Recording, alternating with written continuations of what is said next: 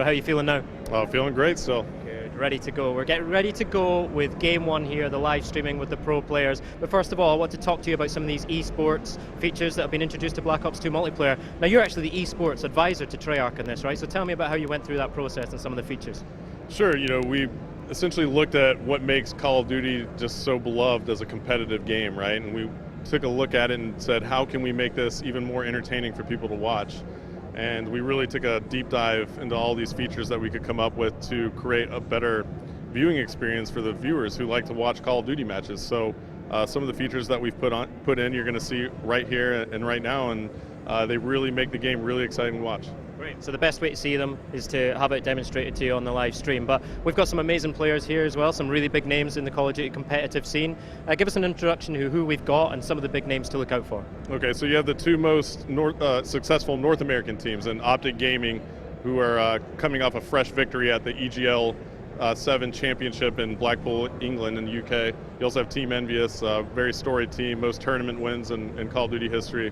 You have Prophecy from the UK, one of the most amazing British teams that ever come about, and currently they're probably their best squad. And then you have a hodgepodge of German players, some of the best German pros put together for Team Germany. So without a doubt, you're going to see some great gameplay.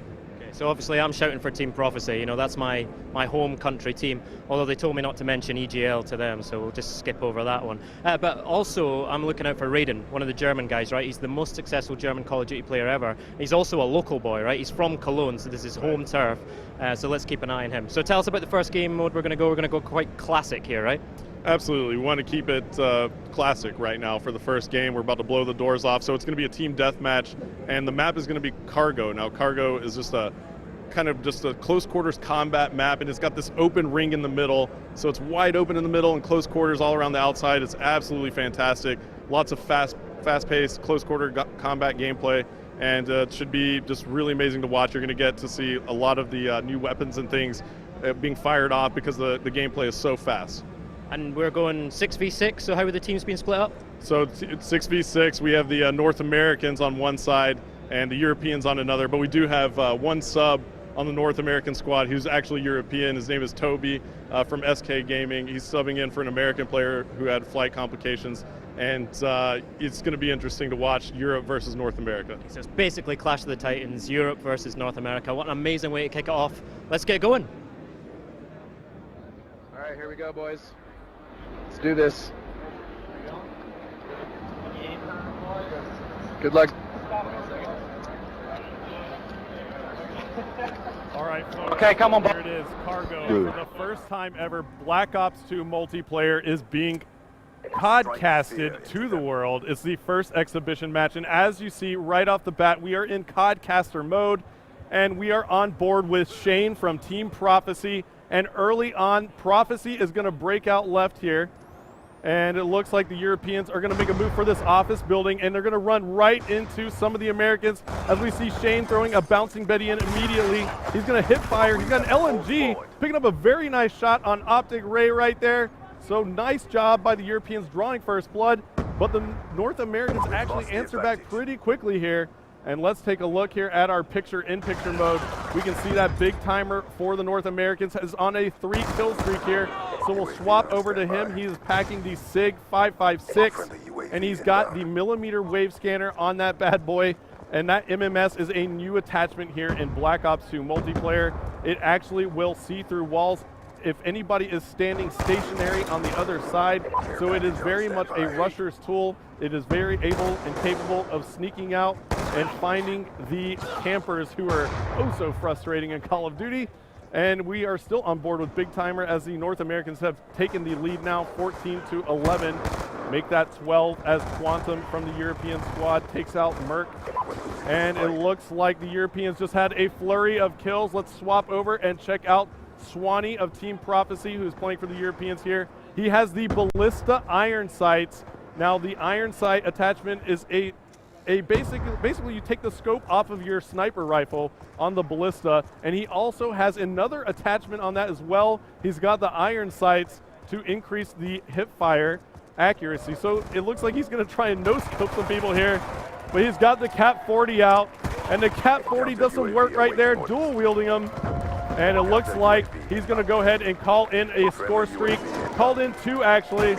That is going to be the counter UAV combo, and it looks like the crowd is starting to get into this one now as they just checked out some of the gameplay on the other side. And it looks like Swanee picks up another kill with the Cat 40s. He goes down, and now Swanee's actually going to call in a lightning strike here. And as that lightning strike rains down, he does not manage to pick off any players. The Europeans now in the lead by 5 kills. Let's take a look here at the picture-in-picture one more time. Looks like Toby for the North American side, even though he is European, is going to be taking some shots here with the ballista. Now he has the scope on the ballista sniper rifle. And it looks like Toby is going to get taken out there. Somebody on the other side is definitely blowing it up right now, and I want to find out who that is because the crowd is going absolutely nuts. So as we cycle through the players, it might have been Raiden there who picked up quite a few. Looks like he got 2 kills there. And now Merc looks like he picked up a couple kills, and the crowd goes nuts again. And he has the M8A1, and he has the target finder attachment on that. Now the target finder attachment is so valuable because it actually paints the enemy within your sights, as you see Merc getting some nice hit markers right there. And he also has the combat axe and the shock charge. So I think Merc is trying to go for that highlight reel as the Europeans are still in the lead by 6 now. Merc picking up a kill right there with some hip fire. And it looks like he's going to be scoping in. He's going to go ahead and call in a UAV for his team. Let's see if the North Americans can take advantage of this. And we'll go ahead and listen into the North American side and see how they're communicating. I have one shocked up top. Mom, we're down 3, boys. Let's go. Keep it up. It's coming to you. One fell on me on the left side. Pushing the right building. Right behind me, wow.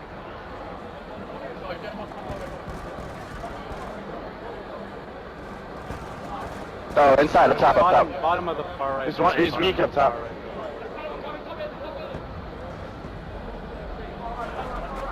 Oh, he's in the closet. Dunshie's in the closet. Nice, we're still down 3, guys. Come on. One shot on the west side. Down there. He went back. And as we took that listen in right there, we heard the North Americans communicating so effectively. And now they find themselves still down by 6. They were trying to claw back into it. As you heard Merc giving some nice call-outs to his teammates, picking up a couple kills right there as we were viewing him. And it looks like Gunshi from the European side is on a tear right now with a 6-kill streak. He has the M8A1 assault rifle, and it looks like he has the classic reflex attachment on that. So the reflex sight, and he actually has 2 attachments. If you notice in the bottom right corner of your screen, you'll see a small circle there with a tiny arrow. That is actually the select fire attachment. So that means Gunshi can take that weapon and put it into automatic fire mode, or he can turn it into burst fire mode. And it looks like Gunshi picked up another huge kill there on Ray with the TAC-45. That's his secondary pistol. Spots another player from the North American side, picking up some nice shots right there, some nice hit markers. And it looks like the Europeans are increasing their lead here. As we take a look at the map, looks like Gunshi's going to run into maybe a couple more North American players right here. He's going to decide to back off a little bit. But one player is breaching that office building, so Gunshi's got to be careful. Take some shots there. Nice shots on Big Timer. Spots another player from North America up top. 38 seconds left to go now. Still on board with Gunshi, and it looks like people are applauding. Gunshi gets a nice, huge shot right there on Merc. Very nice jumping hip-fire shot on Merc. And it looks like the Europeans are now running away with this one. Up by 20 kills as Gunshi goes huge with a double kill to go on about a 14 or 15 kill streak. And before it's all over, Gunshi's going to get a little bit extra right there with that double kill. Make sure he puts in a certain amount of work as we take a look at our scoreboard as the game is closing out. Gunshi on fire, 20-11. And as you can take a look there, 82-64 is going to be our final score, with the Europeans taking round number 1 here on Cargo.